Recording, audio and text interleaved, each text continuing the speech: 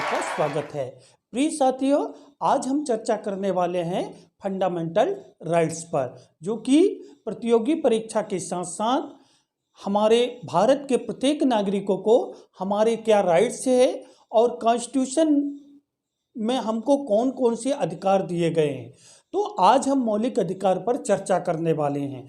प्रिय साथियों, ध्यान रखिएगा कि कोई भी देश एक सशक्त, समृद्ध और शक्तिशाली जब बन सकता है जब उस देश के नागरिकों को उनके राइट्स पता हो। आपको पता होगा कि आज हमारे कुछ नागरिकों के शोषण क्यों होते हैं। इसलिए होते हैं क्योंकि हमको हमारे राइट्स पता नहीं है। तो ध्यान रखिएगा साथियों, ये जो टॉपिक है आप अपने दोस्तों, भाइयों और सभी लोगों को शेयर कीजिएगा, ताकि अधिक से अधिक लोगों तक हमारे फंडामेंटल राइट्स क्या है, हमको भारतीय संविधान में क्या क्या अधिकार दिए गए हैं, वो लोगों की समझ विकसित हो सके। तो चलिए हम चर्चा करते हैं। बिल्कुल प्रिय साथियों, सबसे पहले प्रश्न ये उठता है कि हमारे फंडामेंटल राइट्स क्या है, किनको हम मौलिक अधिकार कहेंगे, कहाँ से इनको लिया गया है, ये कितने प्रभावी होते हैं। तो इन सब मुद्दों पर हम चर्चा करेंगे। हो सकता है वीडियो थोड़ा सा लंबा हो जाए, लेकिन कोई बात नहीं। चलिए हम बात करते हैं साथियों कि मौलिक अधिकार वे अधिकार होते हैं जो व्यक्ति को जन्म से प्राप्त होते हैं।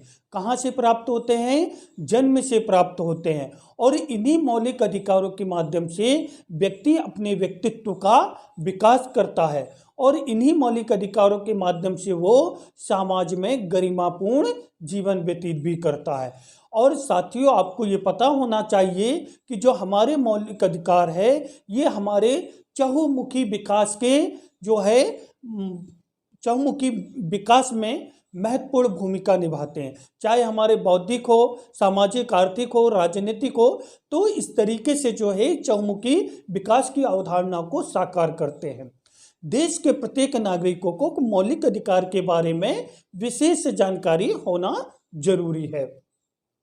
साथियों देखिए जरा, ये बात उस समय की है जब हमारे यहाँ क्या है, थोड़ा सा मैं हिस्टोरिकल बैकग्राउंड बताता हूँ।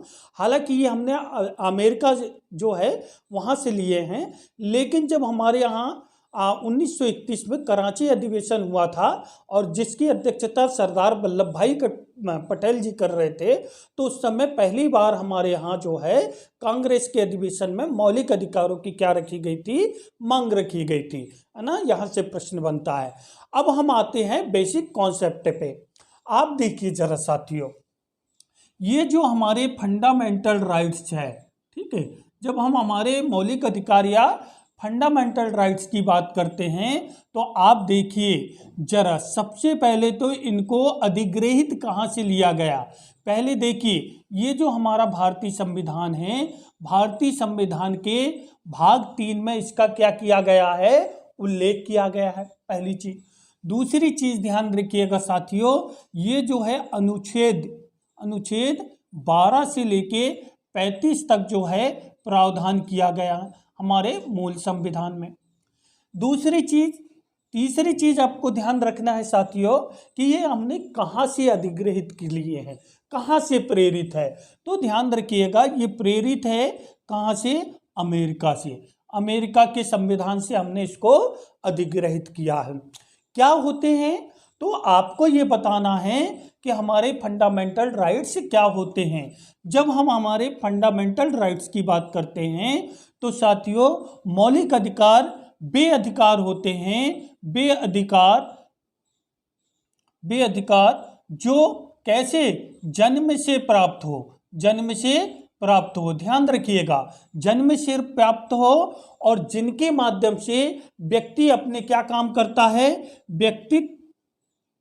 व्यक्ति अपने किसका, व्यक्तित्व का क्या करता है, विकास करता है। और न केवल विकास करता है बल्कि गरिमापूर्ण जीवन भी जीता है, गरिमापूर्ण जीवन, ठीक है, ये भी जीता है। तो यही हमारे फंडामेंटल राइट्स है। अब साथियों, जैसे एग्जाम्पल के लिए सोचिए, आपको वाक एवं अभिव्यक्ति की स्वतंत्रता है। आप कहीं पे भी जाते हो, आप सार्वजनिक मंच पर अपनी बात रखने का पूरा आपको अधिकार है। आप देखिए जरा, लेकिन हमको ये ध्यान रखना है कि हमारे मौलिक अधिकार जो है वहाँ तक सीमित है जब जिसके माध्यम से दूसरे के अधिकारों का हनन ना हो। एग्जाम्पल के लिए जरा देखिए, मैं भाई अपने घर में इतने तेज साउंड में डीजे बजा रहा हूँ या कोई साउंड सिस्टम बजा रहा हूँ, इससे दूसरे लोग प्रभावित हो रहे हैं, तो इसका मतलब ये नहीं है कि मेरा अधिकार है मैं कुछ भी करूँ। नहीं भाई, हमको ये अधिकार दिए गए हैं, लेकिन इसका मतलब ये नहीं कि इससे दूसरे की स्वतंत्रता हम बाधित करें। ध्यान रखिएगा, आज हम पूरे कॉन्सेप्ट पर चर्चा करेंगे। तो इस तरीके से आप देखिए कि ये हमारे मौलिक अधिकार है, जैसे समानता का अधिकार, स्वतंत्रता का अधिकार, सोने का अधिकार। हाँ बिल्कुल, सोने का अधिकार भी आज एक मौलिक अधिकार है हमारा, अभी आगे हम चर्चा करेंगे। शिक्षा पाने का अधिकार, ठीक है, सार्वजनिक स्थल पर घूमने का अधिकार। तो ये सारे अधिकार हमारे क्या है, मौलिक अधिकार है। अब देखिए जरा, इनकी कुछ हम विशेषताएं देखते हैं। जब हम विशेषताएं देखते हैं साथियों, तो इनमें कुछ चीजें सामने आती है कि ये जो है ये अधिकार किसी सरकार के नहीं है, किसी राज्य के नहीं है, बल्कि ये अधिकार किसके लिए बनाए गए हैं, ये अधिकार नागरिकों के लिए बनाए गए हैं। किसके लिए, नागरिकों के लिए बनाए गए हैं, ठीक है। अर्थात जब कभी भी राज्य ऐसे कुछ प्रतिबंध लगाए आम नागरिकों पर जिससे उनके मौलिक अधिकारों का हनन हो, तो ध्यान रखिएगा कि हमारे जो है सुप्रीम कोर्ट इसका संरक्षक है, और हमारे जो नागरिक है वो direct supreme court, high court जा सकते हैं। एक चीज, दूसरी चीज, ये वाद योग्य है, ठीक है, वाद योग्य है। ध्यान रखिएगा, मतलब अगर ऐसा कुछ लगे कि भाई अगर किसी के जो है इसकी व्याख्या की जा सकती है, किसी को लगता है कि मेरे मौलिक अधिकारों का हनन हुआ है, तो मैं सुप्रीम कोर्ट जा सकता हूँ, रिट दायर कर सकता हूँ। लेकिन हमको ये भी ध्यान में रखना है कि जब देश की एकता, संप्रभुता की बात हो, राष्ट्र की अखंडता की बात हो, तो ऐसी कंडीशन में राज्य इन पर युक्तियुक्त प्रतिबंध लगा सकता है, बिल्कुल लगा सकता है, ठीक है। इनका जो संरक्षक है, ध्यान रखिएगा, मतलब मौलिक अधिकारों का संरक्षक कौन है, सुप्रीम कोर्ट है। कौन है, सुप्रीम कोर्ट। ध्यान रखिएगा, आप देखिए जरा, अगर हम बात करें कि जब किसी व्यक्ति के मौलिक अधिकारों का हनन होता है तो वो क्या काम करता है, वो जो है विभिन्न रिटों के माध्यम से जो है सुप्रीम कोर्ट या हाई कोर्ट जा सकता है। तो हमारे यहाँ स्पष्ट रूप से ये प्रावधान किया गया है कि आर्टिकल 32 के तहत, जो कि आगे हम चर्चा करने वाले हैं, और आर्टिकल 226 के तहत, जो कि हम आगे इस पे भी चर्चा करेंगे, ठीक है, सुप्रीम कोर्ट, हाई कोर्ट जा सकते हैं, ठीक है। साथियों, इसमें कुछ चीजें ध्यान रखिएगा। इसमें जब राष्ट्रीय आपातकाल लगता है, जब राष्ट्रीय आपातकाल लगता है, तो राष्ट्रीय आपातकाल की स्थिति में क्या होता है, जो हमारे आर्टिकल 20 है और 21 है, ये जो है इनको छोड़कर सारे जो है क्या हो जाते हैं, शिथिल हो जाते हैं, ठीक है, ध्यान रखिएगा। अब दूसरी चीज, ये राष्ट्रीय आपातकाल की स्थिति, लेकिन जब बाह्य आक्रमण की स्थिति हो, ठीक है, या युद्ध की स्थिति हो, तो ऐसी कंडीशन में क्या, आर्टिकल 19 पर प्रतिबंध नहीं लगाया जा सकता, ठीक है। तो ये दो चीजें हैं, ध्यान रखिएगा कि ये दो आर्टिकल है। बिल्कुल मैं सही कह रहा हूं, शायद एक सेकंड में आपको देख लेता हूं। हाँ बिल्कुल, राष्ट्रीय आपातकाल की सक्रियता के दौरान अनुच्छेद 20 और 21 में प्रत्यभूत अधिकारों को छोड़कर इन्हें निलंबित किया जा सकता है। ध्यान रखिएगा, इन्हें कुछ विशेष अधिकार के साथ इनको निलंबित किया जा सकता है जब राष्ट्रीय आपातकाल लगा हो, ठीक है। लेकिन अनुच्छेद 19 में 6 मूल अधिकार को तब स्थगित किया जा सकता है जब युद्ध या बाह्य आक्रमण की स्थिति हो। तो इसको युद्ध या बाह्य आक्रमण, ये जो बात हो रही है आर्टिकल 352 की हो रही है, ठीक है। तो ये कुछ बेसिक कॉन्सेप्ट थे, ये सिविल सर्विसेज यूपीएससी में पूछा गया प्रश्न है, ये एमपीपीएससी में प्रीवियस में पूछा जा चुका है, ठीक है, ध्यान रखिएगा। अब भाई हमारे मौलिक अधिकार कितने हैं? तो हमारे जो मौलिक अधिकार है साथियों, पहले हमारे जो फंडामेंटल राइट्स थे ये कितने थे? ये टोटल 7 थे। 7 में से एक मौलिक अधिकार को जो है सामान्य विधिक कानून बना दिया गया है। इस तरीके से हमारे कुल कितने मौलिक अधिकार बचे हैं? 6 मौलिक अधिकार बचे हैं। तो साथियों इसमें ध्यान रखिएगा, जो 7वां था, 6 के बारे में अभी हम पढ़ने वाले हैं, लेकिन जो 7वां मौलिक अधिकार था, जो हमारा फंडामेंटल राइट्स था, वो क्या था? संपत्ति का अधिकार। ठीक है, क्या था? संपत्ति का अधिकार। साथियों ये संपत्ति के अधिकार अधिनियम को क्या किया गया? हमारे यहाँ जो है कौन सा संविधान संशोधन हुआ? 44वां संविधान संशोधन हुआ। और ये 44वां संशोधन कब हुआ? 1978 में। अर्थात उस समय हमारे यहाँ मोरारजी देसाई जी की सरकार आ गई थी। ठीक है, गैर कांग्रेसी। आपको पता होगा कि हमारे भारत की पहली गैर कांग्रेसी सरकार कौन थी? मोरारजी देसाई की सरकार थी, आपको पता होगा। तो ये जो है, अब इसको जो है आर्टिकल 300 का में क्या बना दिया गया? ये कुछ सामान्य कानून या विधिक कानून बना दिया गया। विधिक कानून बना दिया गया संपत्ति के अधिकार को। तो ध्यान रखिएगा, ये प्रश्न पूछा जाता है कि संपत्ति के अधिकार को कब हटाया गया या कब सामान्य कानून बनाया गया? तो 44वां संविधान संशोधन 1978 को आर्टिकल 300 का में एक सामान्य कानून बना दिया गया। चलिए प्रिय साथियों, अब आगे हम एक एक आर्टिकल पर चर्चा करते हैं। इसको मैं मिटा रहा हूं, अगर आपको ध्यान रखना हो या स्क्रीनशॉट लेना हो तो आप ले सकते हैं।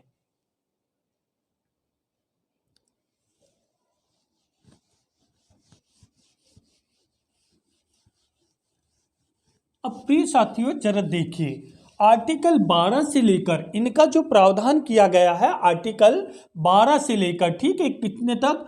आर्टिकल 12 से लेकर 35 तक जो है ये प्रावधान किया गया है हमारे फंडामेंटल राइट्स का।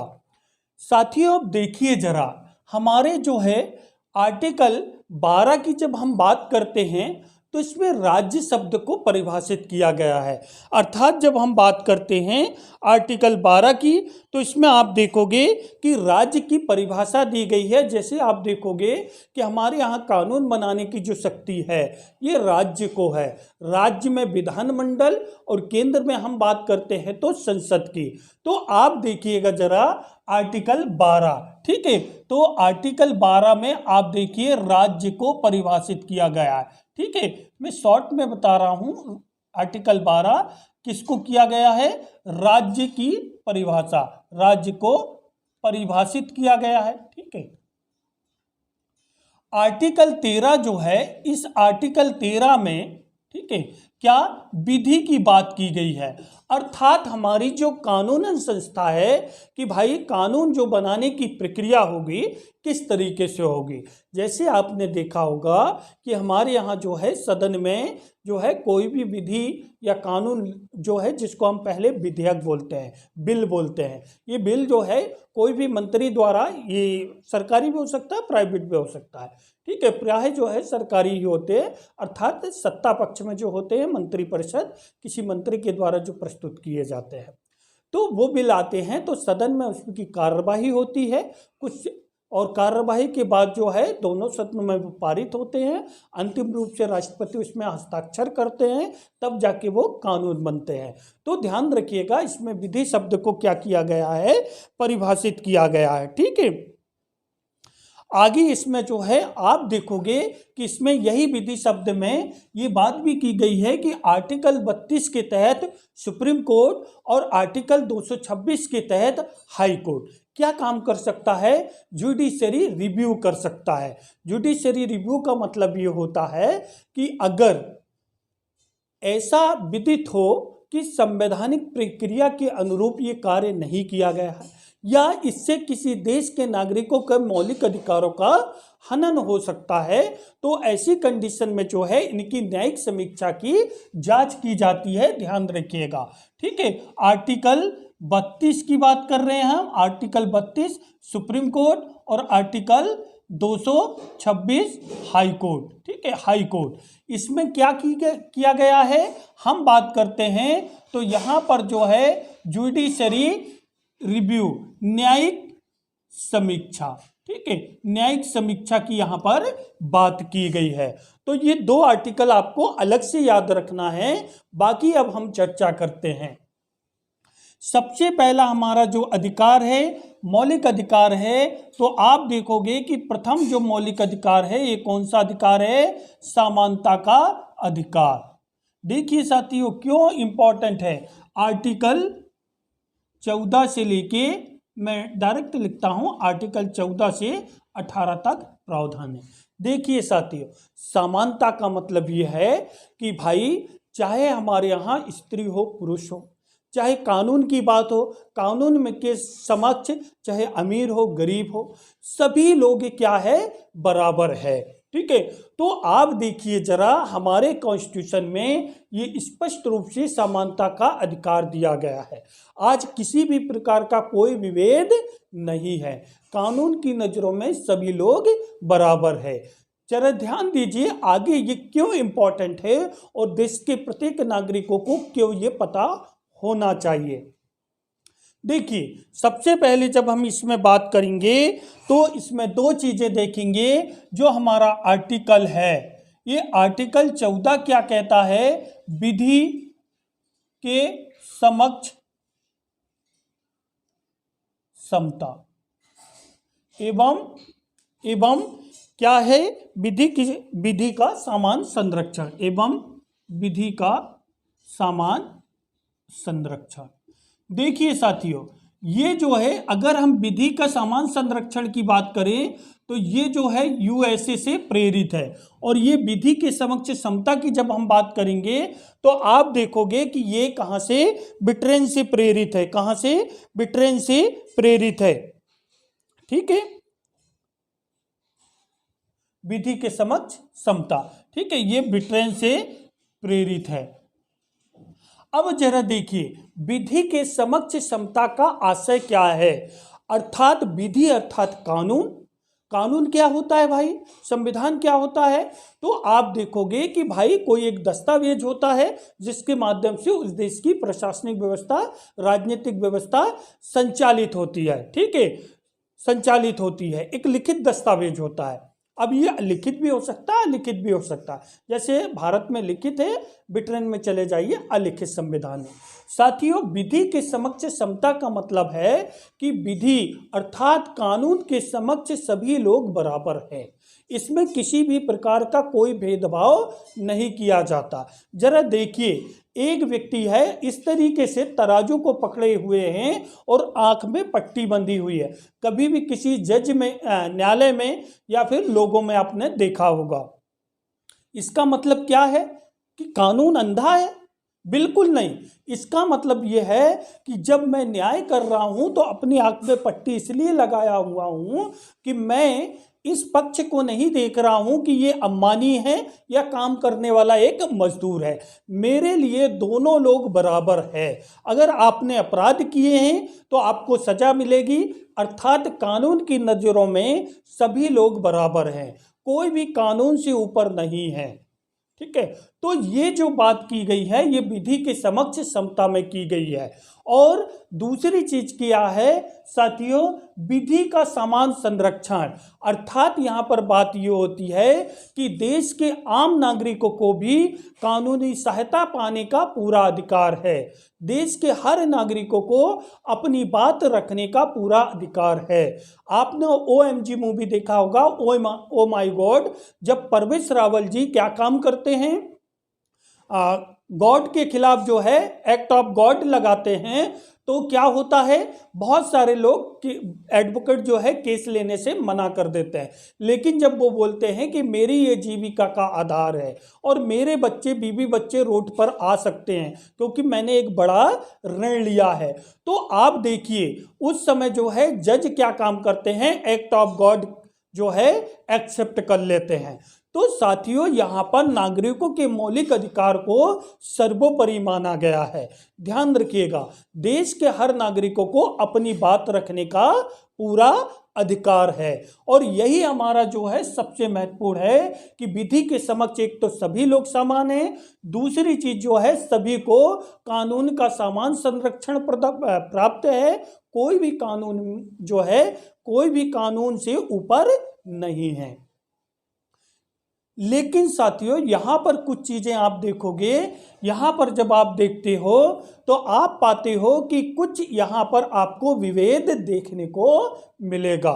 और वो विभेद क्या है? विभेद की जब हम बात करते हैं तो आप देखोगे कि जब हमारे यहाँ राष्ट्रपति अपने पद पर है, जब भारत का राष्ट्रपति अपने पद पर है, जब भारत का राज्यपाल अपने पद पर है, तो इस पद अवधि के दौरान किसी भी प्रकार की अगर उन्होंने अपराध किए हैं तो कोई कानूनी प्रक्रिया नहीं हो पाएगी जब तक कि वो अपने पद से इस्तीफा ना दे दे। ठीक है, तो ध्यान रखिएगा यहां पर। और अगर कोई सरकारी कर्मचारी गलत काम कर ले तुरंत उसके कार्रवाई होगी, कोई आम नागरिक गलत काम करे तुरंत कार्रवाई होगी। तो इस तरीके से कुछ यहां पर आपको विभेद देखने को मिलेगा। दूसरी चीज साथियों, आर्टिकल 105 यहां पर ध्यान रखिएगा, आर्टिकल 105 ये कहता है कि हमारे सांसद जो है ये विधान संसद की चार दीवारी के अंदर क्या कर रहे हैं उसकी न्यायिक चुनौती नहीं दी जा सकती। अर्थात वो सदन के अंदर कोई भी कार्यवाही करेंगे, चाहे आप शब्दों का प्रयोग करेंगे, कोई भी घटना होगी या कानून का उल्लंघन होगा तो उसके संदर्भ में उनको विशेषाधिकार दिया गया है आर्टिकल 105 के तहत। ध्यान रखिएगा। तो यहां पर इसका मतलब क्या है? इसका मतलब है कानून सभी के लिए बराबर, और सभी लोग क्या काम कर सकते हैं? सभी को समान संरक्षण भी दिया गया, अर्थात हमारा कानून समान संरक्षण देता है। विधि के समक्ष सभी बराबर, ठीक है, सभी बराबर है, बराबर है। अर्थात यहां पर क्या है? कोई भेदभाव नहीं है। ठीक है, कोई भेदभाव नहीं है, ये चीज ध्यान रखिएगा। लेकिन नोट में आपको ध्यान रखना है कि भाई हमारे यहां जो है जब राष्ट्रपति और राज्यपाल, ठीक है, राज्यपाल अपने पद पर होंगे और आर्टिकल 105, ठीक है, आर्टिकल 105 के तहत संसद सदस्यों की बात हो रही है, इनके ऊपर कोई कार्यवाही नहीं हो सकती है। ठीक है, तो ये चीज कुछ हमारी असमानता को दर्शाती है। हम पढ़ रहे हैं क्या? समानता का अधिकार, लेकिन कहीं ना कहीं क्या है? ये असमानता की बात हो रही है।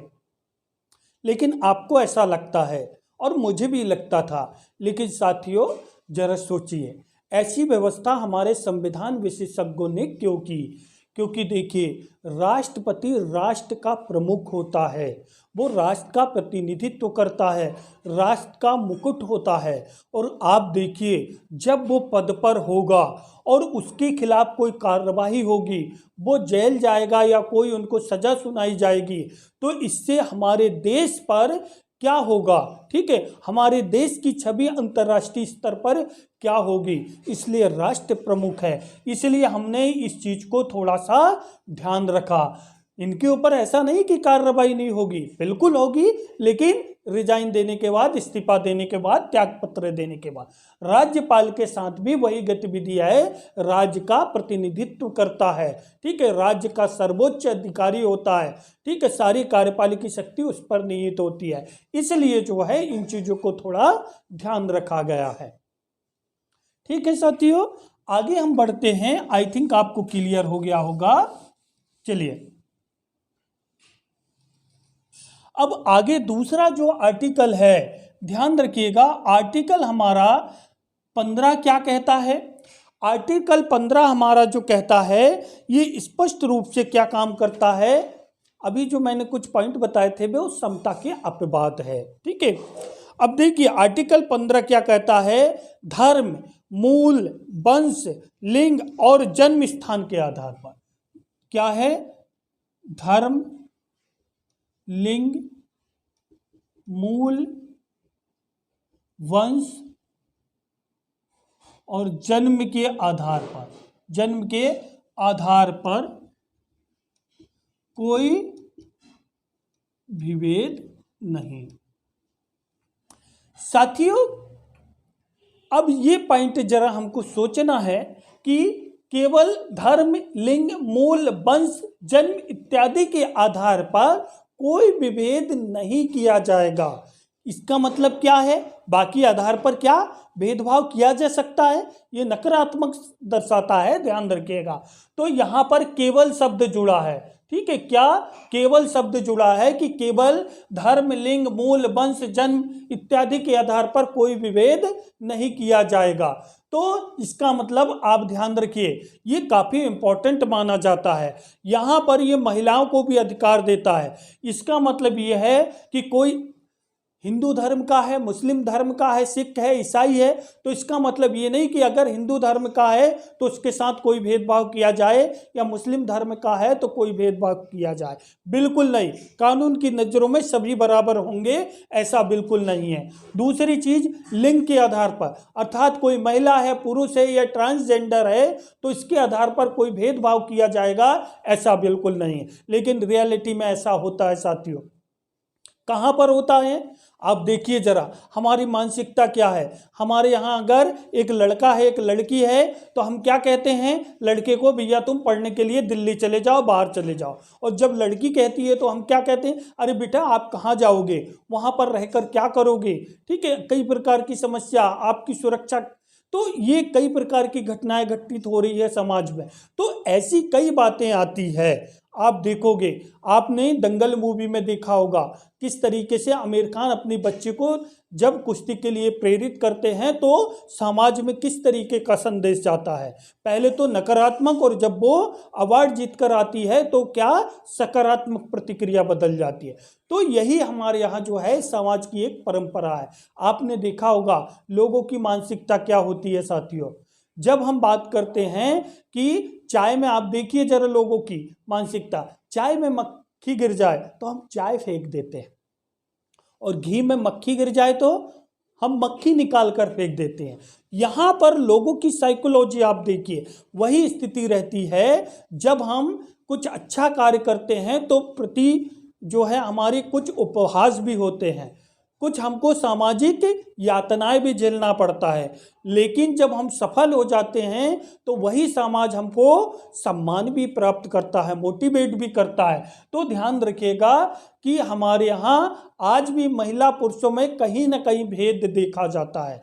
यही वजह है, आज आप ग्राम पंचायत में देखिए, हमारे यहाँ महिला सरपंच बनती है, चुनाव जीत कर आती है, लेकिन सारे कार्य कौन करता है? उसके पति करते हैं। अर्थात चुनाव जीती महिला ने और सरपंच स्वतः ही कौन बन गया?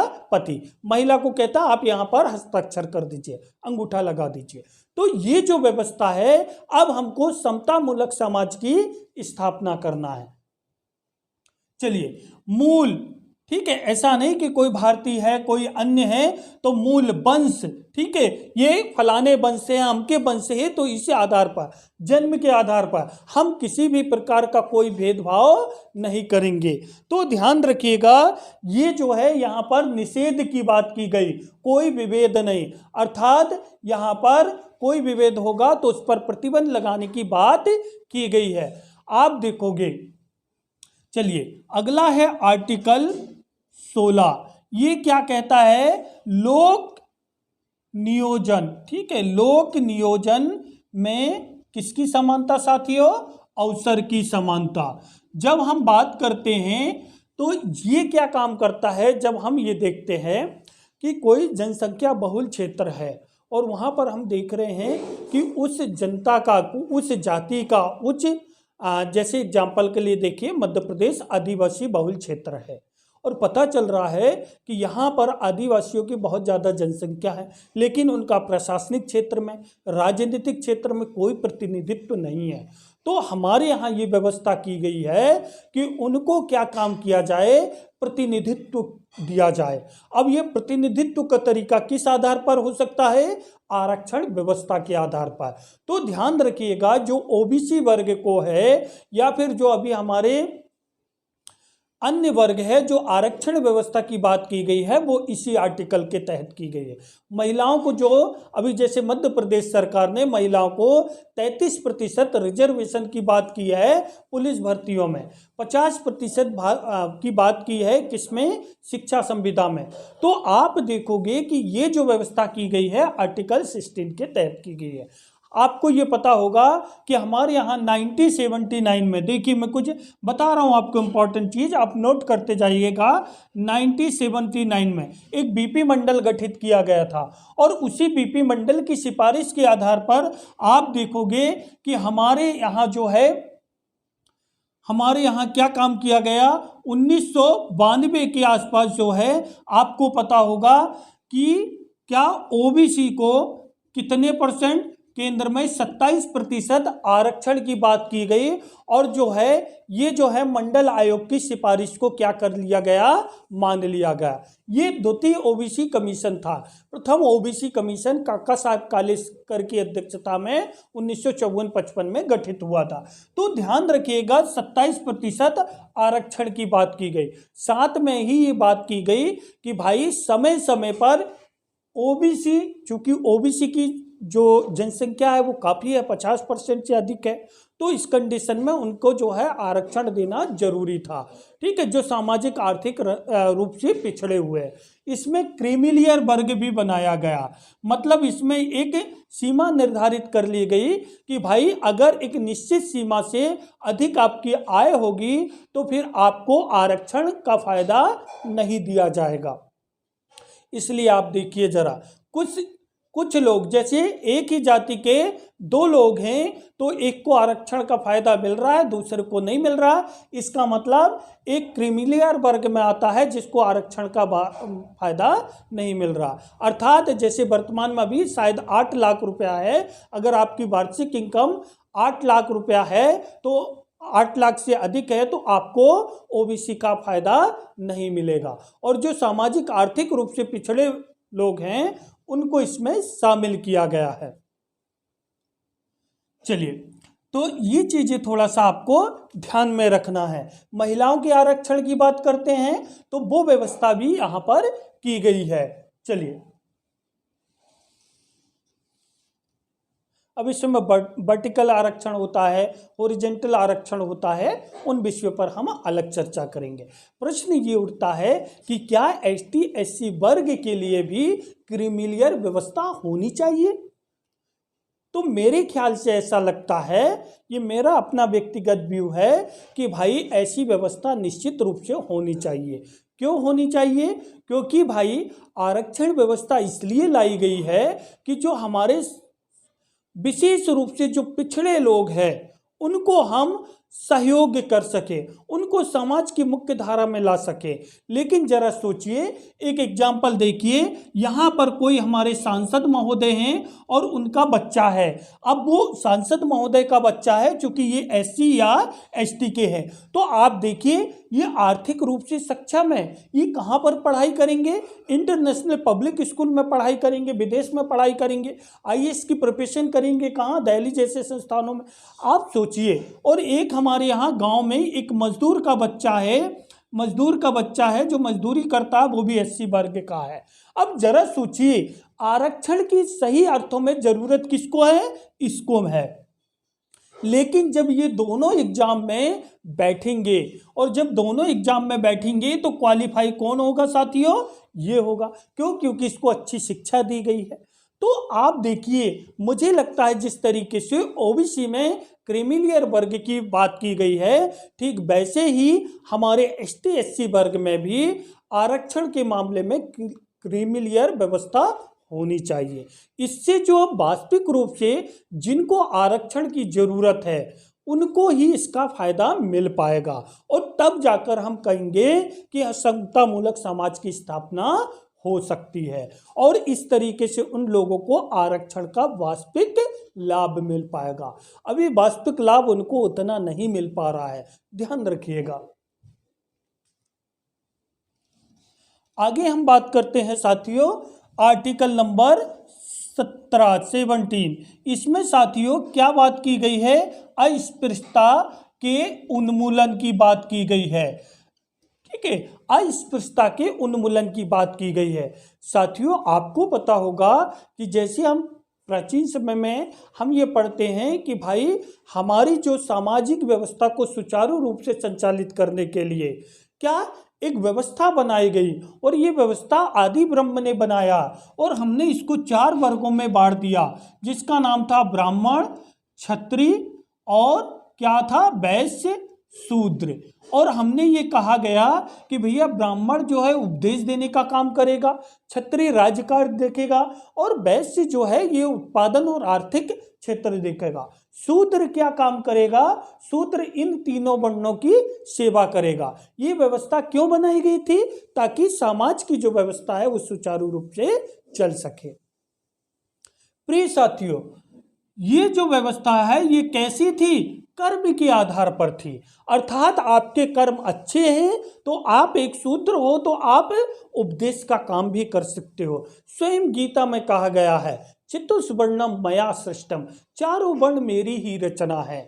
लेकिन साथियों, जब हमारे यहाँ धीरे धीरे लोग जो है, कुछ हमारे यहाँ चतुर लोग हुए जो विभिन्न ग्रंथों के रचयिता थे, तो उनको लगा कि हमारा जो आधिपत्य है, जो हमारा मान सम्मान है, अगर ये लोग इतने ज़्यादा शिक्षित हो गए, अपने अधिकारों को जानने लगे, तो फिर दिक्कत हो जाएगी। और इसको उन्होंने किससे जोड़ दिया, जाति से जोड़ दिया। अर्थात ये जन्म से हो गया और इसको ईश्वर से जोड़ दिया। तो इस तरीके से आप देखिए, हमारे जो शूद्र थे, अब ये कितने ही अच्छे हो जाएं, कितनी उच्च पद पर चले जाएं, अब ये चाहकर भी अपनी जाति चेंज नहीं कर सकते। ठीक है, ये व्यवस्था कर्म के आधार पर थी, लेकिन जब से ये जन्म जाति के आधार पर हुई तो फिर दिक्कत होने लगी, और ये शूद्रों का सदियों से शोषण होते आया। स्वयं डॉक्टर B.R. अम्बेडकर जी भी इस व्यवस्था से काफी प्रभावित हुए। आपको पता होगा उनको कितनी सामाजिक यातनाएं झेलनी पड़ी। शिक्षा के क्षेत्र में जब वो स्कूल जाते थे तो उनको सामाजिक बहिष्कार झेलना पड़ता था। तो यही चीजें हैं, इसलिए आज ये व्यवस्था आरक्षण जैसी व्यवस्था की गई है। लेकिन साथियों, अब समय बदल चुका है। अब हमारे यहाँ देश आज़ाद हो चुका है। अब हमारे यहाँ संवैधानिक व्यवस्था लागू हो चुकी है। अगर आज की स्थिति में कोई व्यक्ति इस प्रकार का विभेद करता है, ठीक है, जैसे आज ग्रामीण क्षेत्र में कोई शूद्र आया है और पता चला कि भाई शादी का कार्यक्रम है, उसको अलग बिठाकर खिला रहे हैं, ठीक है, और बाकी लोगों को अलग, ऐसा बिल्कुल नहीं। शहर क्षेत्र में तो ये लगभग समाप्त हो गया है, लेकिन ग्रामीण क्षेत्र में आज भी कहीं कहीं देखने को मिलता है। लेकिन साथियों, आपको ध्यान में रखना है कि चूंकि वो भी ईश्वर की संतान है और हम भी ईश्वर की संतान है, तो फिर हम आपस में जब एक ही परिवार, एक ही ईश्वर की संतान है, तो फिर भेदभाव कैसा? ये तो कर्म है, ये कर्म है। आज समय बदल गया है। आज मैंने कई लोगों को देखा है कि कई जगह ब्राह्मण लोग भी क्या काम कर रहे हैं, जूते का व्यवसाय कर रहे हैं अपनी जीविका संचालन के लिए। कई जगह मैंने ये भी देखा है कि कुछ शूद्र धार्मिक उपदेश का काम कर रहे हैं। इसलिए अब समय बदल गया। अगर उनके विरुद्ध आप क्या काम करते हो, किसी भी प्रकार का विभेद करते हो, तो आप देखिएगा इनको नागरिकता संरक्षण दिया गया है।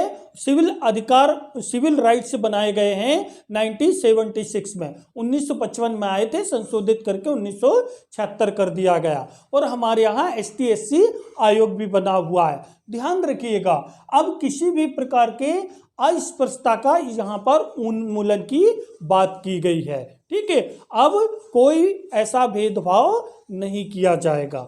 जैसे कोई SC है तो इसका मतलब ये नहीं कि उसको सार्वजनिक स्थल पर जाने से आप रोक सकें, उसको सार्वजनिक कुएं में पानी भरने से रोक सकें, ऐसा बिल्कुल भी नहीं है। अगर ऐसा करोगे कानूनी कार्रवाई होगी आपके ऊपर। चलिए, आर्टिकल है साथियों 18। इसमें बात की गई है उपाधियों के अंत की, उपाधियों का अंत। ठीक है, जब हम इस आर्टिकल की बात करते हैं साथियों, तो यहाँ पर ये बात आती है कि यहाँ पर जैसे जो विभिन्न प्रकार की राजा, महाराजा, शहंशाह, ठीक है, नवाब, पटौदी, ये जो उपाधियां थी अब इनको पूर्ण रूप से हटा दिया गया है।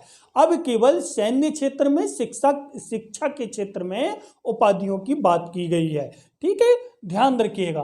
तो ये हमारा क्या था, समानता का अधिकार था। दूसरा हमारा राइट्स आता है साथियों, इसको मैं मिटा रहा हूं। ठीक है, दूसरा जो हमारा अधिकार आता है वो है क्या, स्वतंत्रता का अधिकार। स्वतंत्रता का अधिकार, ये आर्टिकल है कितने, 19 से लेके 22 तक। साथियों जब हम स्वतंत्रता की बात करते हैं तो आप देखिए आर्टिकल 19 कहता है वाक्य एवं अभिव्यक्ति की स्वतंत्रता, अर्थात हमारे देश के प्रत्येक नागरिकों को बात बोलने की, अपनी बात रखने की पूरी आज़ादी दी गई है। आज आप देखिए जरा, आप जम्मू से लेके कन्याकुमारी तक, ठीक है, आप क्या काम, सिलचर से लेके पोरबंदर गुजरात तक, आप कहीं पे भी स्वतंत्र रूप से आबाद विचरण कर सकते हो, घूम सकते हो, कोई पाबंदी नहीं है। ध्यान रखिएगा, ठीक है, आप अपनी बात रखने के लिए पूर्ण रूप से स्वतंत्र हो।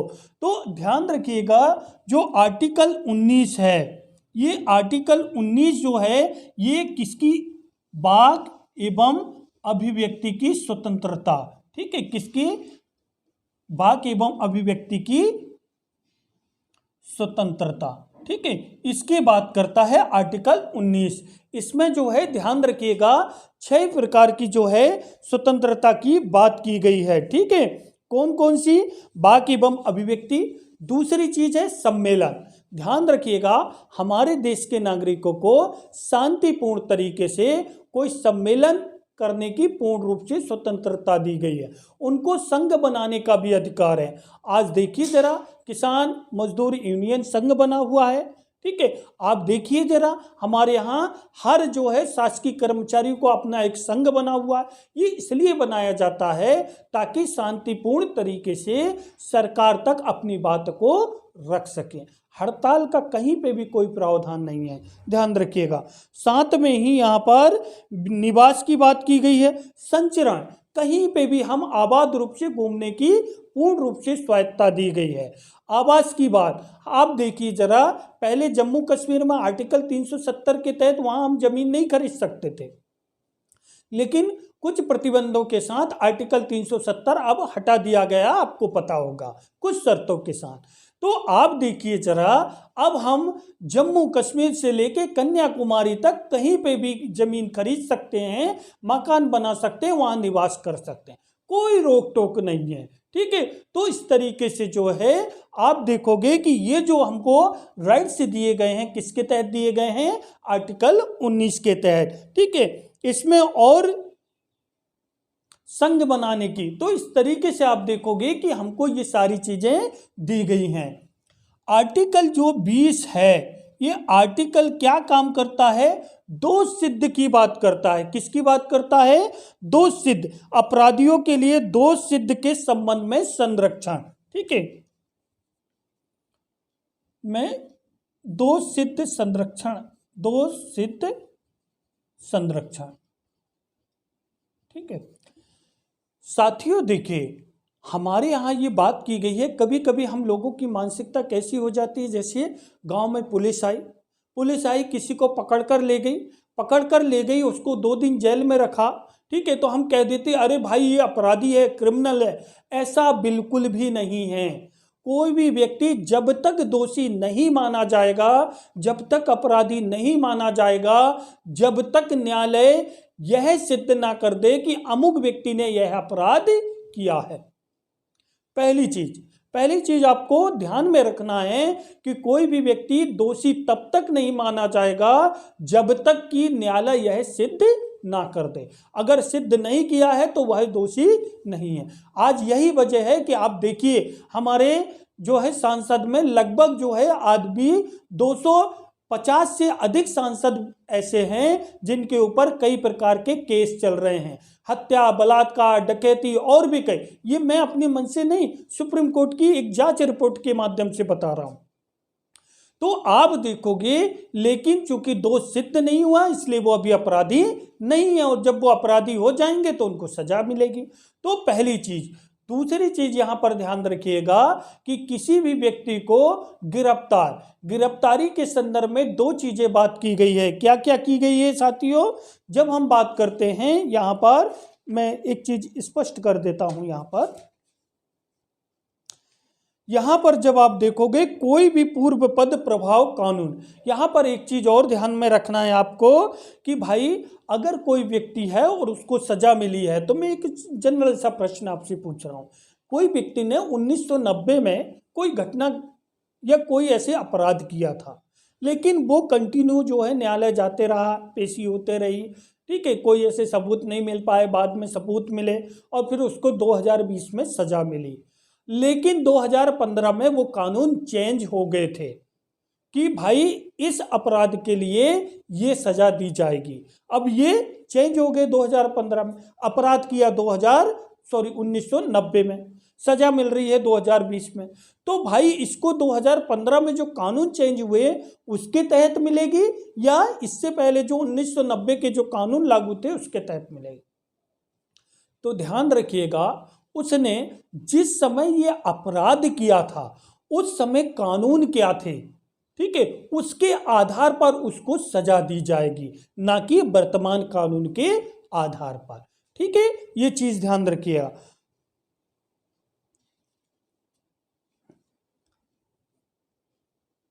दूसरी चीज, एक ही अपराध के लिए एक से अधिक बार सजा नहीं दी जा सकती। अगर उसने एक बार अपराध किया है तो इसका मतलब ये नहीं कि उसको पुनः फिर से सजा दी जाए, नहीं, एक बार अपराध के लिए उसको दोहरी सजा बिल्कुल नहीं दी जा सकती। तो इस तरीके से दोष सिद्ध के संरक्षण की बात की गई। चूंकि वीडियो काफ़ी लंबा हो जाएगा इसलिए मैं कुछ चीज़ों को शॉर्ट में बतला रहा हूँ, नहीं तो हमको एक एक आर्टिकल पढ़ने में कम से कम 15 से 20 मिनट लगेंगे। ठीक है, इतने अच्छे हैं और इतने प्रभावी हैं ये। क्यों? क्योंकि आम नागरिकों के लिए ये है। चलिए, जब हम आर्टिकल 21 की बात करते हैं तो आर्टिकल 21 में जब हम बात करते हैं तो साथियों इसमें प्राण एवं दैहिक स्वतंत्रता, ध्यान रखिएगा, दैहिक स्वतंत्रता की बात की गई है आर्टिकल 21। यही आर्टिकल 21 जो है, ध्यान रखिएगा, आप लोगों को पूर्ण रूप से बहुत ज़्यादा अधिकार देते हैं। ये बहुआयामी संकल्पना को लिए हुए है। इसी में शिक्षा पाने का अधिकार है, इसी में साथियों आप ध्यान रखिएगा, क्या सोने का अधिकार भी मौलिक अधिकार है? तो बिल्कुल हाँ, सोने का अधिकार भी मौलिक अधिकार है। ये कब क्लियर हुआ साथियों? जब आपको पता होगा कि इंडिया अगेंस्ट करप्शन जो एक संस्था है अन्ना हजारे जी की, दिल्ली के रामलीला मैदान में जब आंदोलन कर रही थी तो उस समय जो है बाबा रामदेव भी गए हुए थे, और जब बाबा रामदेव ने भी आंदोलन किया था तो ऐसी कंडीशन में आपको पता होगा रात में लाठी चार्ज हो गई थी, और इस लाठी चार्ज में एक महिला की मृत्यु भी हो गई। तो ऐसी कंडीशन में जो है जब ये मामला सुप्रीम कोर्ट गया तो सुप्रीम कोर्ट ने कहा कि भाई जब आम नागरिक उस समय सो रहे थे तो रात के समय में लाठी चार्ज क्यों गई, और उस समय ये निष्कर्ष आया कि सोने का अधिकार भी एक मौलिक अधिकार है। तो आप देखिए, शिक्षा पाने का अधिकार, कहीं भी घूमने का अधिकार, विदेश में अध्ययन के लिए अधिकार, तो ये सारे अधिकार जो है आपको प्राण एवं दैहिक स्वतंत्रता के अंतर्गत दिए गए हैं। और यहीं पर ध्यान रखिएगा कि हमारे यहाँ 86वां संविधान संशोधन हुआ 2002 में, और शिक्षा के अधिकार को भी एक मौलिक अधिकार बनाया गया है। ठीक है, तो ध्यान रखिएगा कि आर्टिकल 21 का है, ठीक है, इसमें जो है शिक्षा का जो अधिकार है, शिक्षा का अधिकार, ठीक है, ये कब? 86वें संशोधन 2002 में। ठीक है, तो इस तरीके से आप देखोगे कि स्पष्ट रूप से ये प्रावधान किए गए हैं। तो हमारे समानता का अधिकार था, दूसरा हमारा स्वतंत्रता का अधिकार था। ये काफी इंपॉर्टेंट है साथियों। चलिए, आपको स्क्रीनशॉट लेना है, ले सकते हो। आगे हम चर्चा कर रहे हैं साथियों, तीसरा जो मौलिक अधिकार है हमारा, ठीक है, हमारा जो मौलिक अधिकार है तीसरा नंबर का कौन सा है साथियों, जल्दी से बताइए। शोषण के विरुद्ध अधिकार, शोषण के विरुद्ध अधिकार।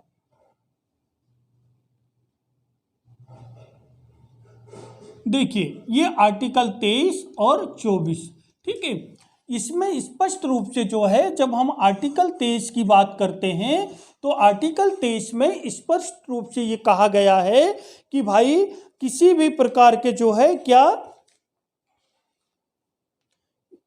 देखिए मानव दुर्व्यवहार एवं बालात श्रम है ना, इसमें क्या है, मानव दुर्व्यवहार एवं बालात श्रम,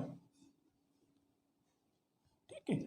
अब देखिए यहां पर क्या क्या चीजें हैं, यहां पर जब हम बात करते हैं तो आर्टिकल 23 में स्पष्ट रूप से कहा गया है कि मानव दुर्व्यवहार अर्थात मानव के साथ किसी भी प्रकार का दुर्व्यवहार, ठीक है, एक चीज।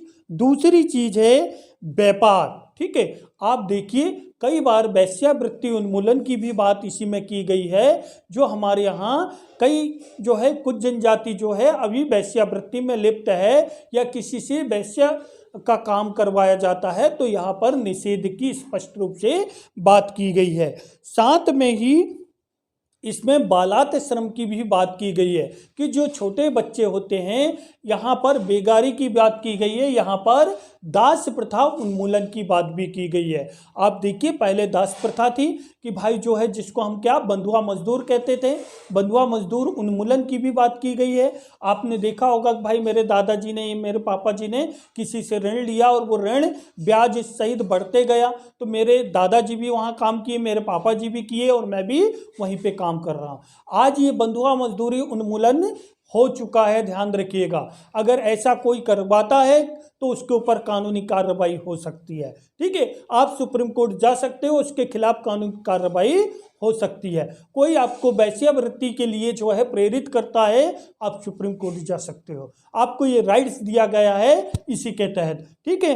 तो ये सारी चीज़ें किसमें हैं, इसमें ही बात की गई है। तो इस तरीके से ये विभिन्न कार्यों में जो है ये प्रतिबंध लगाता है। अब मैं यहाँ पर मानव दुर्व्यवहार की बात कर देता हूँ, बालात श्रम, वेश्या उन्मूलन, वेश्या उन्मूलन, ठीक है, उन्मूलन, बंधुआ मजदूरी उन्मूलन, ठीक है, बंधुआ मजदूरी उन्मूलन। हमारे यहाँ 1976 में बंधुआ मजदूरी उन्मूलन कानून आ गया है, ठीक है। तो इस तरीके से आप देखोगे कि हमारे यहाँ ये काफ़ी कुछ यहाँ पर प्रावधान, दास वगैरह जो है ये भी निषेध कर दिया गया है। आर्टिकल 24 क्या कहता है साथियों, आर्टिकल 24 क्या कहता है, बालात श्रम, ठीक है, अर्थात यहाँ पर जो है कारखानों में, ठीक है, कारखानों में बाल क्या है, कारखानों में बालकों के नियोजन, ठीक है, बालकों का निषेध, ठीक है।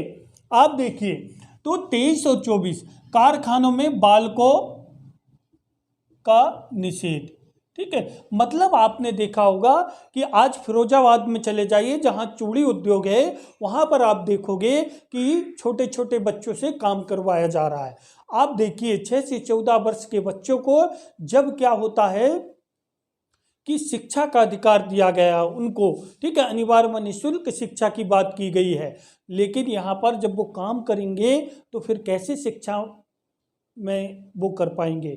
लेकिन साथियों कभी कभी मजबूरी होती है, पता चला कि किसने इन्हें अपने माता को खो दिया है, पिता को खो दिया है, अब घर की व्यवस्था संचालित करना है, तो एक मजबूरी हो जाती है कि वो कार्य करता है, ठीक है, अपनी पारिवारिक व्यवस्था को संचालित करने के लिए। तो कभी कभी कुछ लोग मजबूरी में करते हैं, लेकिन जानबूझकर करवाना अपराध है। अगर कभी आपको ऐसा लग रहा है, आपने देखा होगा बचपन बचाओ आंदोलन के प्रणेता कैलाश सत्यार्थी जी को, उन्होंने कई हजार बच्चों को जो है बंधुआ मजदूरी से उन्मूलन करवाया है, ठीक है।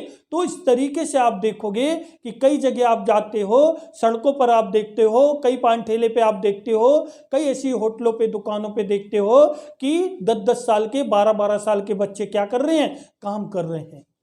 तो ऐसे बच्चों को आप शिक्षा के लिए प्रेरित कर सकते हो और संबंधित व्यक्ति के खिलाफ कानूनी कार्रवाई करवा सकते हो आप। ये आपको राइट्स दिए गए हैं, हमारा कॉन्स्टिट्यूशन ये राइट्स देता है। ठीक है, तो ये ध्यान रखिएगा, लेकिन कभी कभी मजबूरी वश कुछ बच्चों को ऐसा करना पड़ता है। चलिए अगला जो धार्मिक स्वतंत्रता, अगला जो चौथा हमारा मौलिक अधिकार है धार्मिक स्वतंत्रता। ठीक है साथियों, जब हम धार्मिक स्वतंत्रता की बात करते हैं तो आर्टिकल 25 से लेके 28 तक का प्रावधान किया गया है। ठीक है, तो आप देखिए जरा, सबसे पहली बात मैं इसमें कुछ चीजें बता देता हूं। धर्म की स्वतंत्रता का अधिकार, पहली चीज तो ये है कि भाई हमारे यहाँ स्पष्ट रूप से ये कहा गया है कि आप लोग स्वतंत्र हो, आप कोई भी धर्म को मान सकते हो।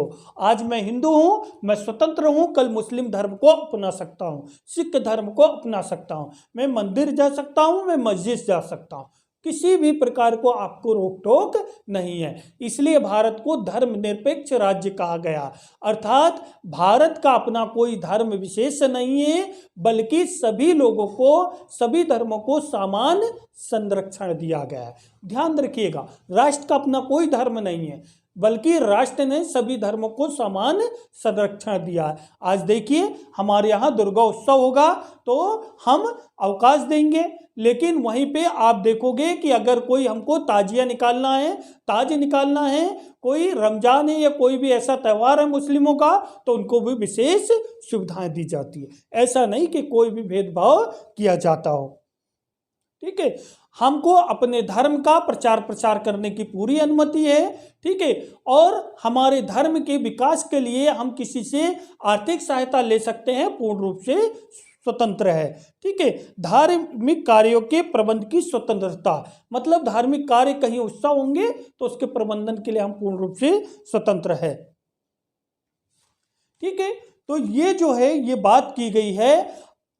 आगे ये कहा गया है कि आर्टिकल 28 में स्पष्ट रूप से कहा गया है कि कोई ऐसी संस्था है जो राज्य द्वारा संचालित होती है या राज्य के आर्थिक उससे पोषित होती है, तो ऐसी संस्थाओं में किसी भी तरीके से कोई धार्मिक शिक्षा नहीं दी जाएगी। ठीक है, ध्यान रखिएगा, कोई धार्मिक शिक्षा नहीं दी जाएगी अगर वह संस्था राज्य पोषित है, राज्य के उससे संचालित होती है तो। ठीक है, तो ये हमारे यहाँ बात की गई है 25 से 28। हमारा पांचवा है धार्मिक सांस्कृतिक स्वतंत्रता। ठीक है, सांस्कृतिक स्वतंत्रता 29 और 30 की बात की गई है। जो आर्टिकल 30 है इसमें जो है हमारे उसमें स्पष्ट रूप से क्या किया गया है, यहाँ पर सांस्कृतिक, अर्थात जैसे एग्जाम्पल के लिए हमारे यहाँ कोई अल्पसंख्यक है तो हमारे यहाँ सरकार विशेष रूप से उनको संरक्षण प्रदान करती है। इससे हमारी कला, हमारी संस्कृति, ये सारी चीज़ें सुरक्षित होती है। ध्यान रखिएगा, आज जैसे अंडमान निकोबार की अंग जारवा जनजाति है, सीमित संख्या में, आज उसकी कला संस्कृति को बचाए रखने के लिए हमारी सरकार प्रतिबद्ध है, कई प्रयास कर रहे हैं, उनको प्रोत्साहित कर रहे हैं। तो ये चीज़ें, शिक्षण संस्थानों की बात की गई है कि कुछ संस्थाएं अपने जो है शिक्षण संस्थान की बात भी की गई है। ठीक है, अब हम आते हैं सबसे इंपॉर्टेंट पे सॉरी, सबसे इंपॉर्टेंट आर्टिकल अब हम पढ़ने वाले हैं, इसको मैं मिटा देता हूं। ठीक है, क्योंकि सबसे इंपॉर्टेंट आर्टिकल आ रहा है जिसके बारे में हर नागरिकों को पता होना चाहिए। Doctor B R. अम्बेडकर ने कहा है कि अगर नागरिकों को इस अधिकार का अगर वो उपयोग नहीं करते हैं तो हमारे सारे अधिकार व्यर्थ है, इस तरीके से। और वो आर्टिकल है कौन सा, आर्टिकल हमारा है 32, और इसमें क्या कहा गया है, संवैधानिक अधिकारों का उपचार। ठीक है, संवैधानिक अधिकारों का उपचार की व्यवस्था की गई है। ध्यान रखिएगा, ये क्या है कि इनके बिना, इस आर्टिकल के बिना हमारे सारे मौलिक अधिकार व्यर्थ है। क्यों? क्योंकि इसी आर्टिकल के माध्यम से हमको ये बताया गया है कि हम किस तरीके से अपने अधिकारों का उपयोग कर सकते हैं।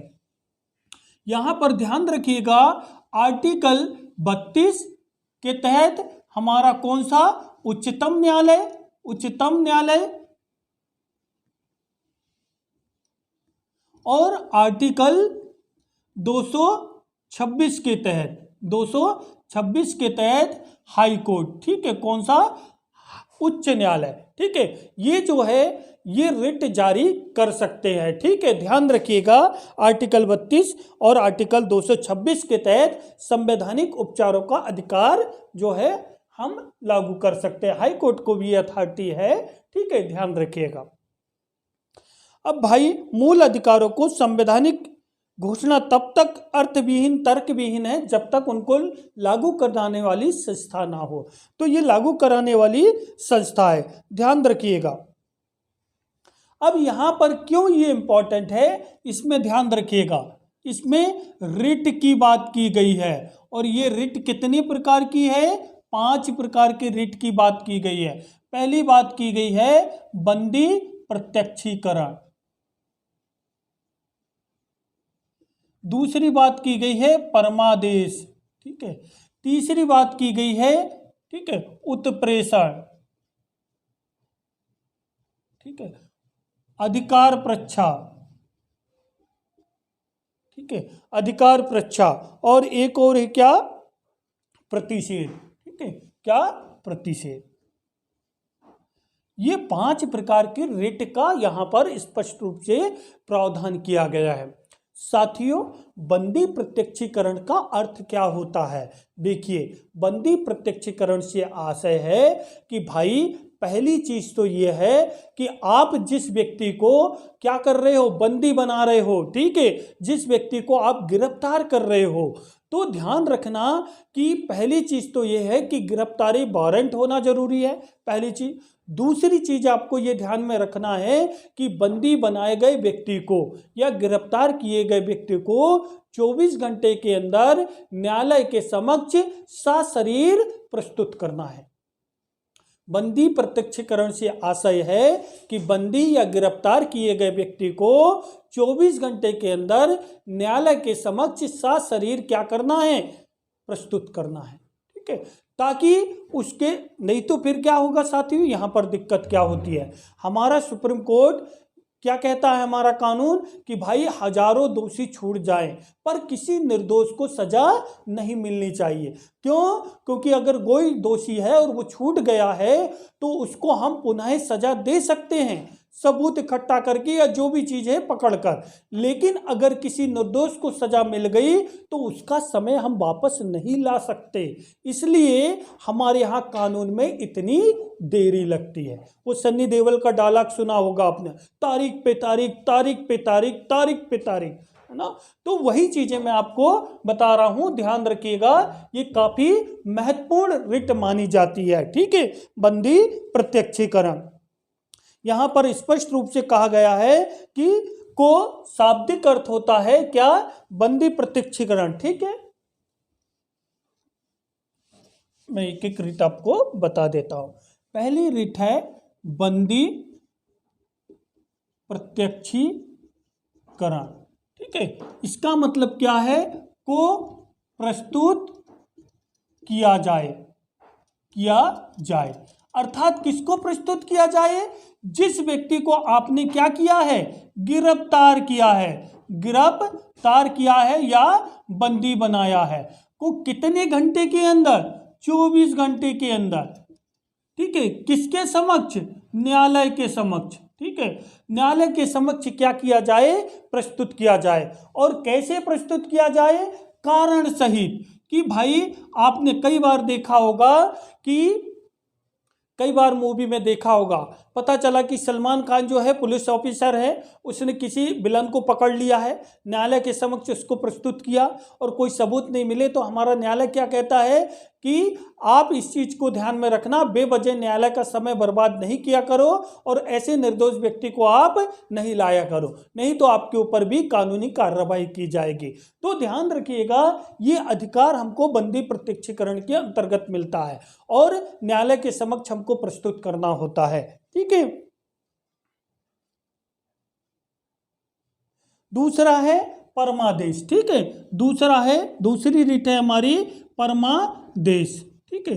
परमादेश, परमादेश का मतलब होता है हम आदेश देते हैं, ठीक है, हम आदेश देते हैं। अर्थात आप देखिए परमादेश में क्या है, यह एक नियंत्रण है जिसे न्यायालय द्वारा सार्वजनिक अधिकारियों को जारी किया जाता है। कई बार आपने देखा होगा कि हमारे यहाँ क्या है, कुछ हमारे ऐसे प्रशासनिक अधिकारी होते हैं जो अपने कर्तव्यों का सही तरीके से निर्वहन नहीं करते, और अगर निर्वहन भी कर रहे हैं तो अपने अधिकार क्षेत्र से बाहर जाकर जो है क्या करते हैं, काम करते हैं। तो ऐसी कंडीशन में ऐसे अधिकारियों को आदेश दिया जाता है कि अपने दायरे में रहकर काम कीजिए, और नहीं तो आपके खिलाफ कानूनी कार्रवाई की जाए। आप देखिए कई बार हम जाते हैं और जब हम सर्टिफिकेट के लिए जा रहे हैं, कोई बाबू या कोई अधिकारी हमको भगा देता है वहाँ से कि नहीं ऐसा नहीं होगा, और हम उनसे कहते हैं कि आप लिखित में दे दीजिए, तो वो लिखित में नहीं देते क्योंकि वो उनके अधिकार क्षेत्र में है। उनको पता है कि वो अनावश्यक आपको भटकाना चाहते हैं, ठीक है। हो सकता है कोई लोभ लालच हो। तो ध्यान रखिएगा, परमादेश का मतलब होता है हम आदेश देते हैं कि आप अपने सार्वजनिक पद का दुरुपयोग मत कीजिए, अपने अधिकार क्षेत्र में रहकर कार्य कीजिए, ठीक है। तो ये चीजें जो है ताकि हम क्या कर सकें, उसके कार्यों पर जो है वो अधिकार क्षेत्र से बाहर कर रहा है तो उस पर नियंत्रण स्थापित कर सकें। इसके लिए जो है ये तीसरी रीट होती है। तीसरी रीट है प्रतिषेध। प्रतिषेध का मतलब है निषेध, ठीक है। यहां पर देखिए इसका मतलब होता है रोकना, ठीक है, रोकना। प्रतिषेध का मतलब क्या है, रोकना। अर्थात किसी उच्च न्यायालय द्वारा अधीनस्थ न्यायालय को या अधिकरणों को अपने न्याय क्षेत्र से उच्च न्यायिक कार्यों को करने से रोकना, ठीक है। जैसे यहां पर ये चीजें, ये दरअसल किसमें, प्रशासनिक क्षेत्र में लागू होती है, ठीक है, प्रशासनिक क्षेत्र में। और ये जो है प्रशासनिक क्षेत्र में, और ये जो है किसमें, न्यायिक क्षेत्र में। दोनों सेम है। मतलब ये है कि जैसे कोई हमारे यहाँ जिला न्यायालय है, वो अपने अधिकार क्षेत्र से बाहर काम कर रहा है तो उसको इस रिट के माध्यम से रोका जाता है कि आपके अधिकार क्षेत्र में नहीं है ना, आप ये मामला उच्च स्तर पर पहुंचाइए। तो इस तरीके से हमारे यहाँ जो है ध्यान रखिएगा, ये न्यायिक क्षेत्र में लागू होती है जब कोई अधीनस्थ न्यायालय अपने अधिकार क्षेत्र से बाहर जाकर कार्य करता है या अपने कार्य का दुरुपयोग करता है, तो ऐसी कंडीशन में जो है वरिष्ठ न्यायालय द्वारा ये रिट जारी की जाती है कि अपने अधिकार क्षेत्र में रहकर कार्य कीजिए। अर्थात ये भी न्यायिक नियंत्रण के लिए एक स्पेशल रिट है। चौथा है उत्प्रेषण, ठीक है, सर्टियरी। उत्प्रेषण का मतलब ये होता है कि भाई प्रमाणित होना, इसका मतलब होता है प्रमाणित होना, प्रमाणित होना या सूचना देना, ठीक है, सूचना देना, ठीक है। कई बार आपने देखा होगा कि हमारे यहाँ जैसे अधीनस्थ न्यायालय में कोई मामले पेंडिंग में है, तो लंबे समय से पेंडिंग में है, तो उनको जो है जो वरिष्ठ न्यायालय है इस रिट के माध्यम से अपने पास बुला लेता है। आप देखिए जरा, हमारे यहाँ जो अयोध्या मंदिर जो विवाद है, बाबरी मस्जिद विध्वंस, ये लंबे समय तक चला। जब इलाहाबाद हाई कोर्ट में इसमें प्रॉपर डिसीजन नहीं ले पाया तो ये सुप्रीम कोर्ट में गया। सुप्रीम कोर्ट ने अपने अधिकार क्षेत्र में ले लिया और उस मामले को क्या कर दिया, सुनवाई कर दिया। तो ऐसे न्यायालय में, कई अधीनस्थ न्यायालय में पेंडिंग पड़े मामले को जो वरिष्ठ न्यायालय है वो अपने पास बुला सकता है इस रिट के माध्यम से, ठीक है। और ये एक अच्छी रिट है, इसके माध्यम से आप देखिए हमारे जो है न्याय में जो है जल्दी से जल्दी न्याय मिल सकता है। नागरिक। पांचवी रिट है अधिकार प्रच्छा, ठीक है, को वारंटो। इसका मतलब ये होता है कि भाई नागरिकों से किस अधिकार से, इसका मतलब होता है किस अधिकार से। मतलब अगर कोई व्यक्ति है और वो सार्वजनिक पद पर आसीन है तो उससे ये पूछा जा सकता है कि आप किस अधिकार से अपने पद पर बने हुए हो, कहीं आपने दुरुपयोग या गलत तरीके से आपने पद हासिल तो नहीं किया है। तो इस तरीके से आप देखोगे ये वारंट के द्वारा प्राधिकृत किया जाता है। ठीक है, इसे न्यायालय द्वारा किसी व्यक्ति द्वारा सार्वजनिक कार्यालय में दायर अपने दावों की जांच के लिए जारी किया जाता है। अतः यह किसी व्यक्ति द्वारा लोक कार्यालय के अवैध अनधिकार ग्रहण से, देखिए तो कई बार क्या होता है, कोई महत्वपूर्ण व्यक्ति है, उसने अवैध रूप से क्या काम किया है, कोई ऐसा पद अधिग्रहित कर लिया है, तो ऐसे व्यक्ति के ऊपर जो है ये रिट जारी की जाती है। तो ध्यान रखिएगा, ये काफी महत्वपूर्ण रिट मानी जाती है। तो साथियों, यही हमारे मौलिक अधिकार थे जिनके बारे में हमको पढ़ना था। आपको वीडियो अच्छा लगा हो तो अपने साथियों को लाइक और शेयर करने के लिए बोलिए। Okay, thank you.